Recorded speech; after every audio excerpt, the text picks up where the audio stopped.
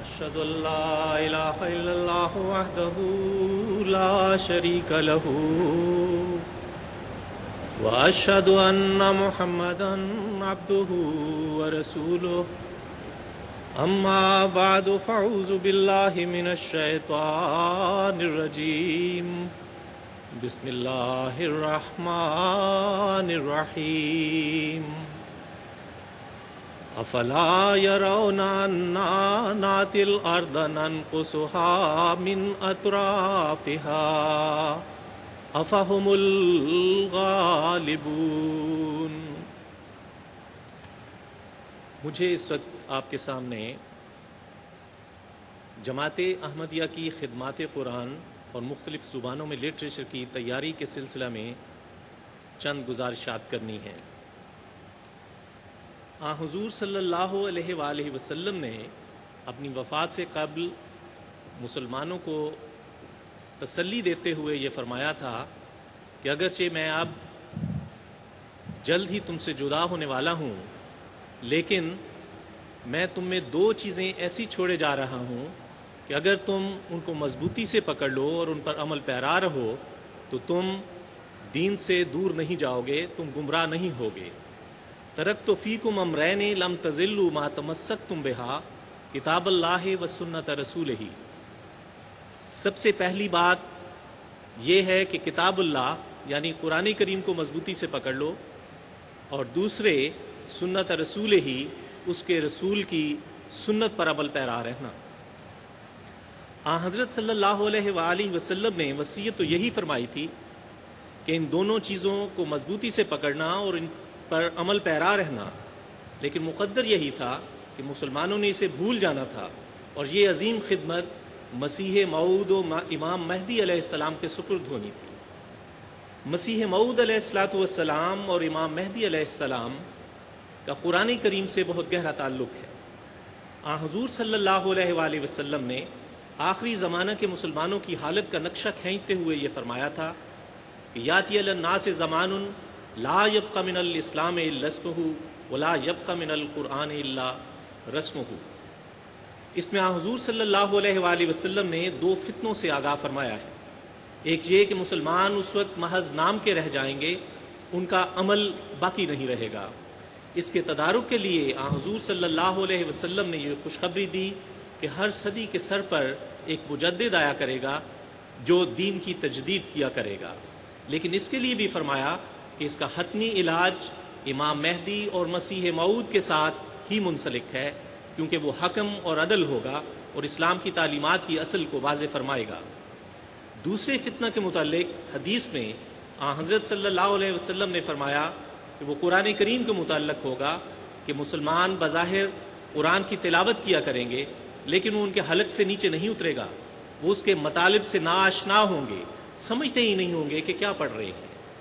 اس فتنے کا علاج بھی امام مہدی و مسیح موعود کے ساتھ متعلق فرما دیا گیا، یعنی قرآن کریم کے معارف اور اس کی اعلیٰ شان کو دنیا پر وہ آ کر ظاہر فرمائے گا۔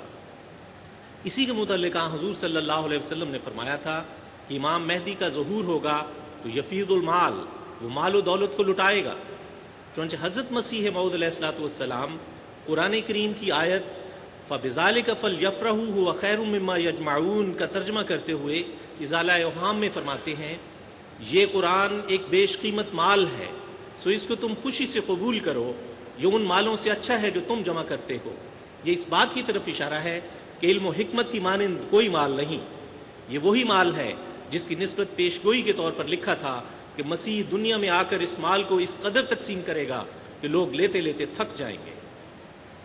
قرآن کریم کی حقیقی معرفت مسیح موعود و امام مہدی علیہ السلام کے لیے مخصوص تھی، اور جیسا کہ میں نے عرض کیا ہے یہ عظیم خدمت مسیح موعود اور آپ کی جماعت ہی کو انجام دینی تھی، اور دراصل اسی کے متعلق مجھے آج چند امور آپ کی خدمت میں پیش کرنے ہیں کہ حضرت بانی سلسلہ علی احمدیہ مرزا غلام احمد صاحب قادیانی علیہ السلام جن کا دعویٰ ہے، اور خدا تعالیٰ بے شمار نشانات آپ کی تائید میں فرما کر آپ کی سچائی پر مہر ثبت فرما چکا ہے کہ آپ اور آپ کی جماعت قرآن کریم کے لیے کیا خدمات بجا لا رہے ہیں۔ سب سے بڑی خدمت جو جماعت احمدیہ قرآن کریم کے لیے بجا لائی اور بجا لا رہی ہے وہ یہ ہے کہ حضرت مسیح موعود علیہ الصلوۃ والسلام نے اعلان فرمایا کہ کوئی آیت قرآن منسوخ نہیں۔ اس وقت کے علماء قرآن کے مضامین کو نہ سمجھنے کے نتیجے میں 1100 تک آیات کو منسوخ کرنے کا اعلان کر چکے تھے، اور جس نے سب سے کم تعداد بتائی وہ 5 تھی۔ لیکن حضرت مسیح موعود علیہ الصلوۃ والسلام نے اعلان فرمایا کہ قرآن بعینہ ہی وہی ہے جو حضور صلی اللہ علیہ وسلم پر نازل ہوا تھا، اس کا کوئی نقطہ یا شوشہ بھی تبدیل نہیں ہوا اور نہ ہی منسوخ ہوا۔ یہ اب بھی اسی طرح قابل عمل اور بائنڈنگ ہے جیسے پہلے تھا، اور اسی طرح قیامت تک رہے گا۔ اسی طرح آپ نے تحدی سے یہ چیلنج فرمایا کہ اب صرف قرآن کی تعلیمات ہی قابل عمل ہیں، اور اس کی خوبیوں کے مقابل کوئی دوسرا مذہب اپنی کتب سے ایسی خوبیاں نہیں دکھا سکتا۔ اور حضرت مسیح موعود علیہ الصلوۃ والسلام نے اس کے متعلق فرمایا کہ اگر کوئی ایسا ثابت کر سکے کہ قرآن کریم کی تعلیمات کے بالمقابل دوسری تعلیمات بہتر ہیں اور افضل ہیں تو میں موت کو قبول کرنے کے لیے بھی تیار ہوں۔ ایک عظیم خدمت جو جماعت احمدیہ قرآن کریم کی بجا لا رہی وہ یہ ہے کہ پہلے مفسرین قرآن کا باریک علم جو مسیح موعود علیہ السلام کے لیے رکھا گیا تھا، اسے نہ سمجھنے کے نتیجے میں بعض آیات کی ایسی وہ تفسیر کیا کرتے تھے جس سے مختلف انبیاء پر اعتراضات وارد ہوتے تھے۔ مثلا حضرت ابراہیم علیہ الصلوۃ والسلام کے متعلق لکھا گیا کہ آپ نے نعوذ باللہ جھوٹ بولے۔ حضرت یوسف علیہ السلام کے متعلق یہ لکھا کہ نعوذ باللہ آپ زلیخا کے عشق میں مبتلا ہو کر شیطان کے ورغلے میں آ گئے، وغیرہ وغیرہ۔ لیکن حضرت مسیح موعود علیہ الصلوۃ والسلام اور آپ کے خلفاء نے دیگر آیات قرآن اور احادیث کی روشنی میں ان آیات کی اور دیگر آیات کی ایسی معرکۃ الآراء تفسیر فرمائی کہ کوئی اعتراض باقی نہ رہا۔ مسیح موعود علیہ السلام کے ذمہ اور پھر آپ کے خلفاء کے ذمہ دراصل سب سے بڑا کام ہی قرآن کریم کی تعلیمات کو متعارف کرانا اور پھیلانا لگایا گیا ہے۔ کثرت کے ساتھ باقاعدہ درس کی صورت میں قرآن کریم کے مطالب اور تفسیر بیان کرنے کا طریق مسیح موعود علیہ الصلوۃ والسلام کے زمانے ہی میں شروع کیا گیا، اور پھر آپ کی وفات کے بعد خلفائے کرام کے زمانے میں جاری رہا اور اب تک جاری ہے۔ مسیح موعود علیہ الصلوۃ والسلام نے اپنی کتب میں جن آیات کی تفسیر بیان فرمائی ہے وہ 8 جلدوں میں شائع ہو چکی ہے، اور دراصل آپ کی 80 سے زائد کتب اور ملفوظات سب کے سب قرآن کریم کی ہی تفسیر پر مبنی ہیں۔ آپ کی زندگی ہی میں اور آپ کی وفات کے بعد حضرت خلیفۃ المسیح الاول رضی اللہ عنہ درس قرآن دیتے رہے۔ حضرت المصلح الموعود رضی اللہ عنہ کا بھی یہی دستور رہا۔ آپ کی تفسیر صغیر اور تفسیر کبیر کی 10 جلدیں اپنی نوعیت کی انوکھی اور الہی تائید سے بیان فرمودہ تفسیر کے طور پر غیروں سے بھی سکہ منوا چکی ہے۔ حضرت خلیفہ ثالث رحمہ اللہ علیہ نے قرآن کریم کی کثرت سے اشاعت کی اسکیم جاری فرما کر دنیا میں کثرت کے ساتھ اس کی اشاعت فرمائی۔ انگریزی اور اردو قرآن کریم کی لاکھوں کی تعداد میں اشاعت کروانے کے علاوہ آپ نے تعلیم القرآن کلاس کا اجرا فرمایا تاکہ اس کلاس سے تعلیم حاصل کر کے یہ طلبہ واپس جا کر اپنی اپنی جماعت کے احباب کو نیز غیروں کو قرآن کریم کے نور سے منور کریں۔ علاوہ ازیں آپ نے ہر احمدی کے لیے قرآن کی تعلیم کو انتہائی ضروری قرار دیتے ہوئے اس کا علم حاصل کرنے کی تحریک فرمائی۔ موجودہ خلافت رابعہ میں اللہ تعالیٰ کے فضل و کرم سے خدمت قرآن کی ایسی زبردست تاریخ لکھی جا رہی ہے جس کی نظیر دنیا کے کسی خطے اور کسی زمانے میں نہیں ملتی۔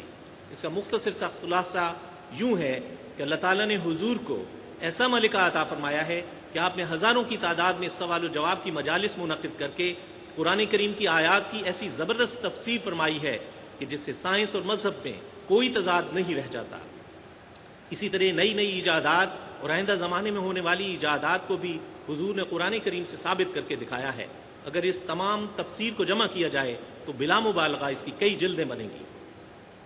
رمضان المبارک میں حضور نے انگریزی اور اردو میں درس قرآن کا سلسلہ جاری فرمایا جس سے ساری دنیا کے افراد مستفیض ہوتے ہیں۔ حضرت مسیح پاک علیہ السلام نے قرآن کریم اور اسلام کی صداقت اور برتری ثابت کرنے کے لیے براہین احمدیہ جیسی عظیم تصنیف فرمائی تھی۔ اب حضرت خلیفہ